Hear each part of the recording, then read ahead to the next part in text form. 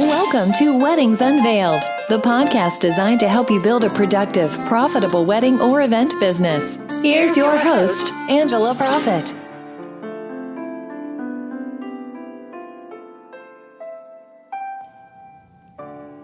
Hi, y'all. It's Angela Profit, your event and productivity therapist, coming to you from the heart of Music City in Nashville, Tennessee. Thank you so much for tuning in to this episode of Weddings Unveiled, professional tips and secrets on wedding planning and event design, where we take you behind the scenes in our past experiences in the event industry, what we have learned from them, and how they have made us stronger.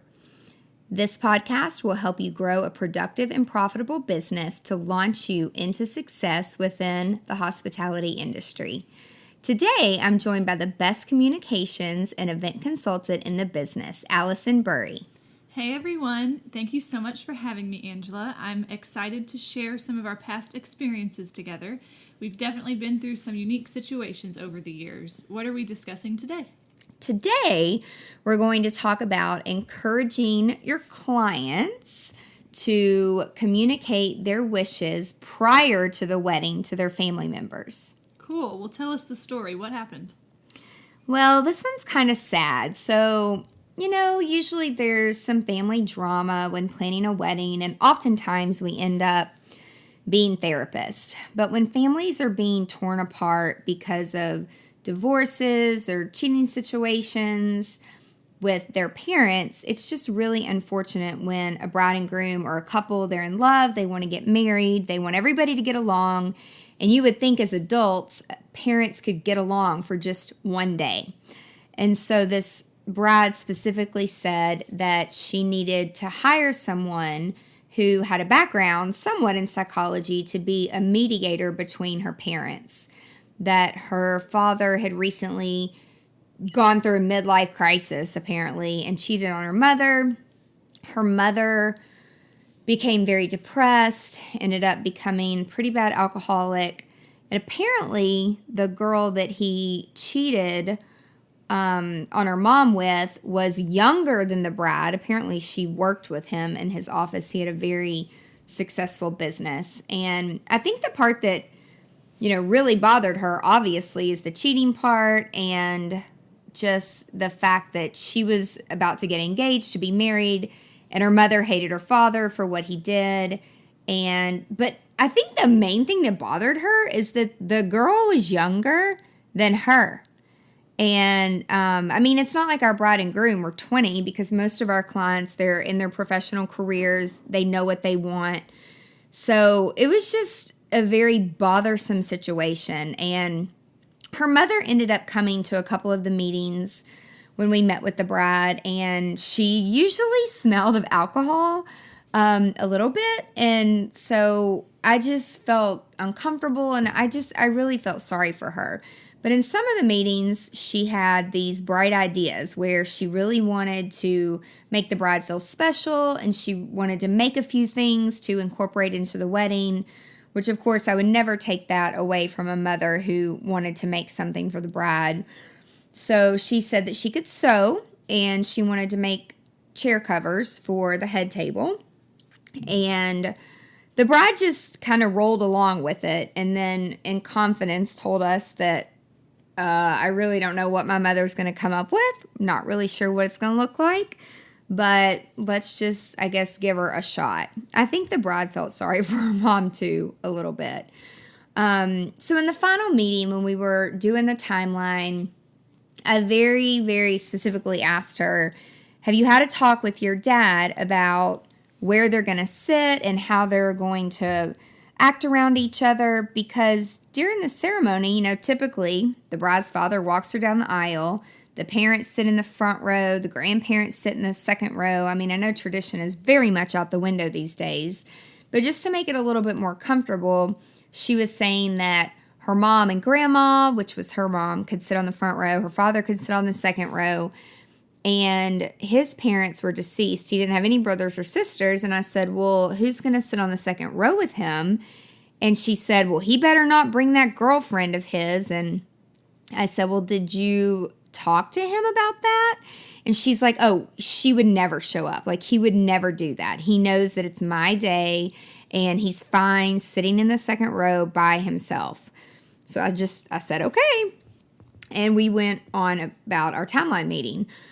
Well, sure enough, at rehearsal, I think every single bridesmaid, I think there were 5 or 6 bridesmaids came up to me individually, separately, telling me about the mother and father and the drama and how they didn't get along and how the girl better not show up at the wedding because, I think that they wanted to attack this girl. And our reception was actually in a public hotel. And within the public hotel, there's a bar. Well, in a public bar, you can't really ask people to leave if they're in a public bar, even though right outside the bar was the wedding reception. So there was a couple hours in between the ceremony and the reception because they're Catholic, and so they had to have a 2 p.m. ceremony, and they wanted an evening reception. So we had a little bit of extra time to get setup done, and the mom did end up making the chair covers, and they were okay. She did a good job, and I think the bride was really happy with it. And then the moment the wedding party arrived, after they were done taking pictures, the maid of honor storms over to me saying, Angela, that, you know what, bitch, is in the effing bar. You've got to tell her to leave. She cannot be down here when the bride gets here. She will just come unglued. And so guess what I got to do? I had to go into the public bar and politely say, hi, my name is Angela. I'm a wedding planner, and I understand that there is a tense situation, and today is the bride's day, and I would really, really, really appreciate it if you could hang out in the room or go hang out somewhere else until the wedding is over, and then you guys can, go on your merry way. And I was very nice and as professional as I could be. And she was actually very nice to me. And she's like, I'm sorry, I understand. And she left immediately. It was like that easy. And I never told the bride, and I told the maid of honor and encouraged her not to tell the other bridesmaids and not to tell the bride, because I did not want her day to be stirred at all, any more than it already had been. And they all kept their mouths shut, thank goodness. Alison, I don't think that were you at that wedding? You were? I remember we had made the menu cards, and so for that wedding, I was focused on their head table because they had such a big head table, and we put all the menu cards together, and they looked really pretty, but we had to print them and cut them, and I mounted them on some sparkly paper, and we had these cute little, beaded, I don't even know what they're called, but little rock type things that went on them, and some ribbons. So I think I was doing that all day while you were handling all of the drama, which I gladly let you take care of. But after all of those experiences and fun facilitations that day, what would you say your biggest takeaway was? I would say my biggest takeaway is honestly communicate to the family members what your wishes are. Because when I asked the bride at the final meeting if she had addressed that with her father, that she did not want the girl there, she just assumed that he would never do that. And I think that if she had gone to him and said, listen, Dad, I know you have a new girlfriend, but I'm not comfortable with her coming to my wedding. Please tell her to stay home. And the thing was, they were from out of town too, so she had to buy a plane ticket to come to Nashville, which is crazy. So I would just say, don't be afraid to communicate to your parents, what your wishes are, because it's your day, not their day. Definitely. And can you share with our listeners and some of the products and resources that we have available to help wedding and event planners? Absolutely. You can visit the blog on the website at angelaprofit.com. There's always great articles and resources available there. You can also sign up for email tips and resources, and we only share some of that information through our email list. We also have a lot of free webinars with lots of subjects on how to grow and help you in your business. We also have a couple live events coming up this year too, so watch social media to learn more about those. Awesome. Well, Angela, thank you for sharing your valuable advice with us today. I can't wait for next week to tell more of our incredible experiences together.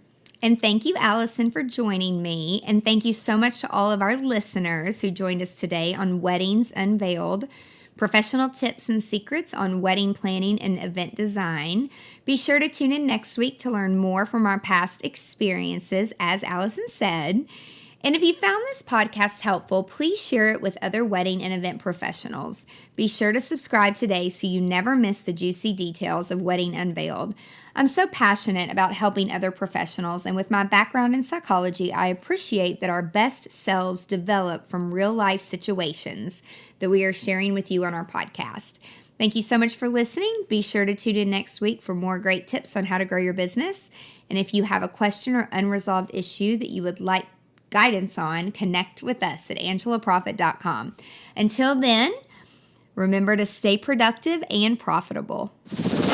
You've been listening to Weddings Unveiled with Angela Profit. Join us next time for more insights to help you build a productive, profitable wedding or event business. For more great resources, head over to angelaprofit.com.